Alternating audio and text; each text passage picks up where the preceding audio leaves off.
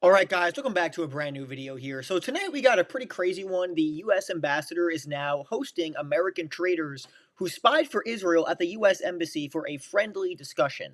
I'm not joking around. That's actually what happened. The U.S. ambassador to Israel, Mike Huckabee, has reportedly and confirmed by Jonathan Pollard, the Israeli spy who used to work for the U.S. government himself, uh, actually was hosted at the United States embassy this past July with Mike Huckabee in a friendly encounter. So this is just, I mean, it's completely insane and it's disgusting. A literal traitor of the United States is meeting with the Trump administration for friendly discussions. And hey, that's America first, right? I mean, meeting with American traitors. Just beyond disgusting. So let's just get right into the story here. President Donald Trump's ambassador to Israel, Mike Huckabee, reportedly welcomed a man convicted of spying on the Navy for Israel into the U.S.'s Jerusalem embassy for a friendly meeting this summer. The New York Times reports that Huckabee met with a spy. So the U.S. ambassador is meeting with American traders in Israel because they worked for Israel. He was a American spy, or he was an American citizen who was turning over secrets to Israel. And Huckabee's meeting with him like, oh, we're all great friends. Totally disgusting. This person was jailed for decades, by the way, for this. Three U.S. officials, why he's been released, I do not know. Three U.S. officials discussed the incident with the Times, as well as Pollard himself. So Pollard himself says it was a friendly meeting. The American spy, or the American citizen who spied for Israel, was saying it was a friendly meeting. Pollard said he thanked Huckabee for calling for his release in 2011. Now, let's be very clear about something. So you have the United States ambassador to Israel, Mike Huckabee. He's literally calling for the release years ago of this American traitor who spied for Israel, saying we should release him because he's an Israeli citizen. He's turning secrets to Israel, so he should be released from jail. Could you imagine any other country, like a Russian spy, for example, someone like Mike Huckabee saying he should be released to the public? What? I mean, it's completely insane. And let's be also clear about this guy, Jonathan Pollard. He was meeting when he came to the United States under the Obama administration. He was lobbying the U.S. administration to release a traitor to the country. He's saying you should pardon Jonathan Pollard, you should get him out of prison. And Obama was like, no, we're not going to do that. Like, why would I do that? This guy literally betrayed the country and sold secrets to a foreign country, Israel. But Benjamin Netanyahu, on foreign soil, was openly and publicly lobbying for the release of someone who betrayed the United States to sell secrets to Israel. And now he's meeting with the U.S. ambassador like, oh, they're all great friends. Are you kidding me? A former Navy civilian intelligence analyst, Pollard was sentenced to life in prison in 1987 for selling a huge cache of military secrets to Israel. He spent 30 years in prison. So let's get this very clear. This guy turns over secrets to Israel, the greatest ally of the United States, quote unquote, and he's released from prison and he's immediately granted citizenship to Israel in 1995, and he now lives in Israel, having been warmly welcomed by Prime Minister Benjamin Netanyahu himself on the tarmac. So he was given a hero's welcome by the Prime Minister of Israel when he and his wife arrived in Tel Aviv in 2020. So an American trader is welcomed in Israel by the Prime Minister because he sold secrets to Israel. Disgusting. It just is disgusting. Huckabee neither confirmed nor denied the meeting in a statement, but said that the Times reporting was filled with inaccuracies without specifying what he was referring to. I mean, it obviously happened, and it obviously was a friendly meeting. Officials reportedly kept the meeting off of Huckabee's official schedule. I wonder why that is. And officials said the meeting caused alarm for the U.S. Central Intelligence Agency stationed in Israel. Oh, it caused alarm. I'm not surprised. I would hope it would cause alarm. Are you kidding me? The fact this guy is still the sitting ambassador of the United States of America, not Israel, is a disgrace after this. Are you kidding? I mean, this is disgusting stuff.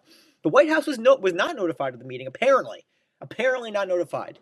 And senior officials there were alarmed and they learned it had taken place, according to the Times. Well, we're going to get into the White House's statement. I'm going to show you a clip of Caroline Leavitt, her statement regarding what on earth happened here with U.S. Ambassador Huckabee. And basically, they have no problem with it. The president still has total confidence in Mike Huckabee. It's totally fine that the U.S. ambassador is meeting with American traders in Israel.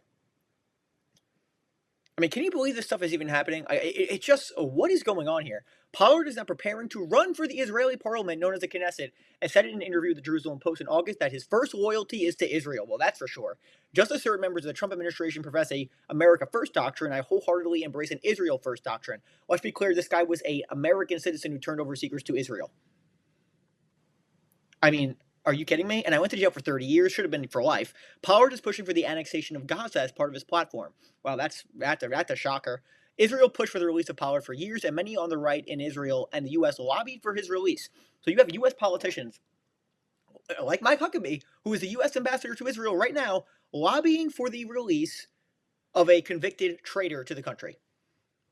It doesn't get more disgusting than that. Israel pushed for the release. At the time Pollard's arrest, then Secretary of Defense Caspar Weinberger wrote that Pollard had sent an incredibly large quantity of classified information to Israel, an amount so large that it was impossible for him to detail all the information that was passed to the court. Former U.S. ambassador to Israel under President Bush, Daniel Kurtzer, expressed disbelief at the incident, saying that there is no conceivable reason for Pollard's meeting.